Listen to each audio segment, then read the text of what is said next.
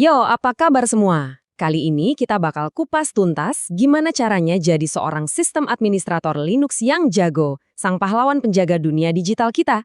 Panduan ini kita ambil dari mini e-book keren karya Foryanto Jaya Wiguna. Udah siap? Langsung kita mulai aja. Oke, sebelum kita gaspol, gue mau kita semua dapet dulu nih spiritnya. Tujuannya bukan cuma ngajarin, tapi bener-bener buat nularin rasa penasaran.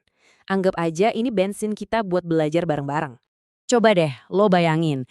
Tiap kali lo lagi asik scroll sosmed, nonton video, atau mabar, itu semua bisa jalan lancar karena ada orang-orang yang kerja keras di belakang panggung. Nah, mereka itu para sysadmin. Gimana, tertarik jadi salah satu dari mereka? Oke, kita masuk ke babak pertama. Sebenarnya sysadmin itu ngapain aja sih? Kenapa peran mereka itu krusial banget di zaman sekarang? Gini deh gampangnya, sysadmin itu ibarat penjaga benteng digital. Mereka lah yang pastiin server nggak tumbang, jaringan aman dari penyusup, dan semua aplikasi yang kita pakai tiap hari itu bisa diakses. Serius, tanpa mereka, dunia online yang kita kenal bisa ambyar. Oke, udah mulai kebayangkan kerennya jadi sysadmin? Sekarang, gimana cara mulainya? Kita langsung masuk ke langkah-langkah praktisnya. Langkah paling pertama buat setiap calon sysadmin itu ya kenalan sama Linux. Santai aja, lo nggak perlu install ulang laptop kok. Cukup pakai aplikasi gratisan namanya VirtualBox. Jadi lo bisa jalanin Linux di dalam Windows atau Mac lo. Aman banget buat eksperimen tanpa takut ngerusak apa-apa. Nah, ini dia nih, CLI atau command line. Banyak banget yang keder pas pertama kali lihat layar hitam ini. Padahal, ini tuh tongkat sihirnya para sysadmin. Lewat sini, lo bisa ngomong langsung ke komputer, nyuruh dia ngapain aja. Power yang sesungguhnya itu ada di sini, di ujung jari lo. Sekarang kita dalamin lagi nih, apa aja sih kerjaan inti seorang sysadmin? Makanan sehari-harinya tuh apa? Yuk kita lihat. Salah satu tugas paling dasarnya adalah ngurusin user. Mulai dari bikinin akun buat anak baru di kantor, ngatur hak akses mereka biar nggak bisa iseng buka file penting, sampai ngenonaktifin akun pas ada yang keluar. Intinya, lo yang jadi penjaga gerbangnya. Kuncinya ada di tangan lo. Nginstal software di Linux itu, jujur, gampang banget. Cuma ada 3 jurus utama. Pertama, update daftar softwarenya. Kedua, langsung install apa yang lo mau. Ketiga, beresin sisa-sisa file yang udah nggak kepake. Simple, cepet, dan efisien. Kenal ini LVM atau Logical Volume Management. Bayangin aja lo punya beberapa hard disk kecil-kecil.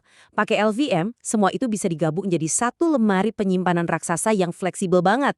Mau gedein atau kecilin partisi, gampang. Dan yang paling penting, bisa dilakuin pas sistemnya lagi nyala. Ini game changer banget di dunia bisnis, artinya nggak ada downtime. Oke, kita ngomongin soal keamanan paling dasar. Izin file atau file permissions. Jadi setiap file di Linux itu punya aturan mainnya sendiri. Siapa aja yang boleh baca, siapa yang boleh ngedit, dan siapa yang boleh ngejalanin file itu. Ini benar-benar fondasi keamanan garis pertahanan pertama loh. Coba deh, lihat gambar ini. Setiap file itu punya 3 lapis izin. Buat si pemilik, user, buat kelompoknya, group, dan buat semua orang lain, other. Nah, kombinasi dari 3 huruf sakti, R untuk read, W untuk write, dan X untuk execute, di 3 lapis inilah yang ngatur segalanya.